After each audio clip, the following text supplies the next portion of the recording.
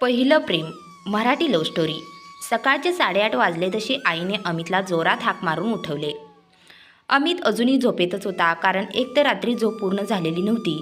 पण तशी अमितची स्वारी आज खुश होती, कारण आज अमितचा कॉलेजचा पहिला दिवस होता आणि 10 वाजेपर्यंत त्याला कॉलेजला पोहोचायचं होतं.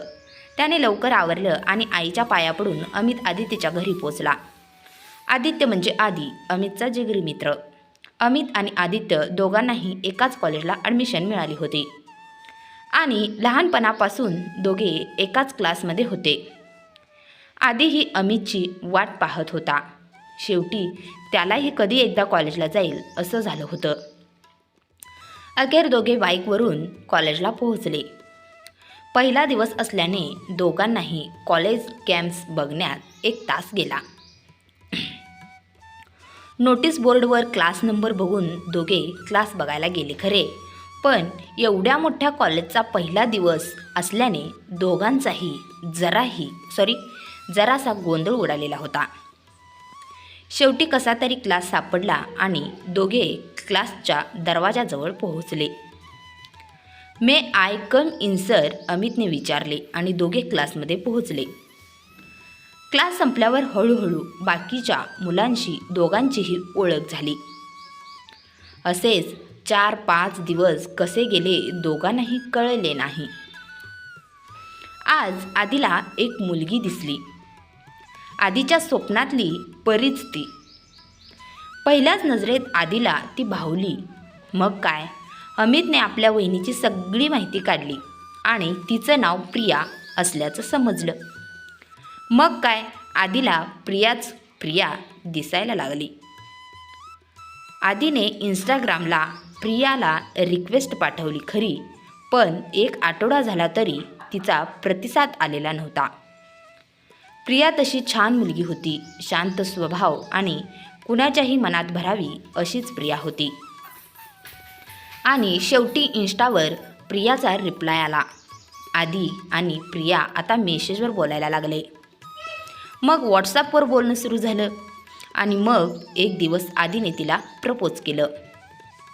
आदीचा स्वभाव पण प्रियाला आवडायला लागला होता, म्हणून तिनेही आदीला होकार दिला.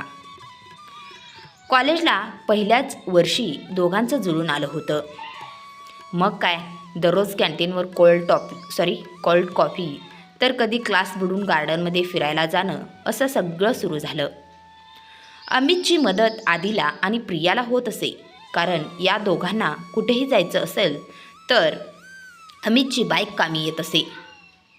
आदी आता एक क्षणही प्रियाशिवाय राहू शकत नव्हता आणि प्रियाही.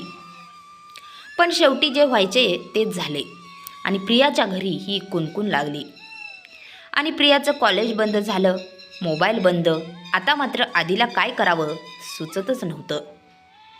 आता अमितलाही आदीची काळजी वाटायला लागली. तो आदीला धीर देत होता, पण काही झालं तरी दोघांचंही कॉलेजही पूर्ण झालेलं नव्हतं आणि अभ्यासाकडे लक्ष देणंही तेवढंच गरजेचं होतं. एक दिवस प्रियाने आदीला चोरून फोन केला आणि अश्रूंना वाट मोकळी करून दिली. आदी खूप रडला आणि शेवटी फोन कट झाला. दोघेही एकमेकांशिवाय राहू शकत नव्हते, पण नीतीसमोर दोघेही लाचार होते. अमितने आदीला सांभाळून घेतलं आणि आता आदीने अभ्यासावर लक्ष केंद्रित करायला सुरुवात केली. सगळं विसरून आदी अभ्यास करू लागला होता. पण तरीही एखाद्या संध्याकाळी निवांत एकटं असताना आदीला प्रियाची खूप आठवण येत असे. प्रिया ही आदीच्या आठवणीत झुरत असे. ती हताश झाली होती. दिवसामागून दिवस जात होते. दोघांना दूर जाऊन आज जवळजवळ 5 वर्ष झाली. प्रियाला मर्जी नसूनही लग्न करावं लागलं. आज आदी सक्सेसफुल आहे, पण जिच्यासाठी हे सगळं केलं ती मात्र आपली होऊ शकली नाही याची खंत आजही आदीला आहे. अमित ही इंजिनियर झाला आहे आणि त्याचंही लग्न झालं. आदीला मात्र आजही प्रेम म्हटल्यावर फक्त प्रियाच आठवते. प्रिया माझी झाली नाही म्हणून काय झालं, तिच्यावर प्रेम करण्याचा अधिकार मला आहे आणि मी नेहमी तिच्यावर प्रेम करत राहील, असंच आदी अमितला सांगत असतो. शेवटी म्हणतात ना, प्रेम म्हणजे प्रेम, प्रेम म्हणजे प्रेम असतं. तर ही कथा कशी वाटली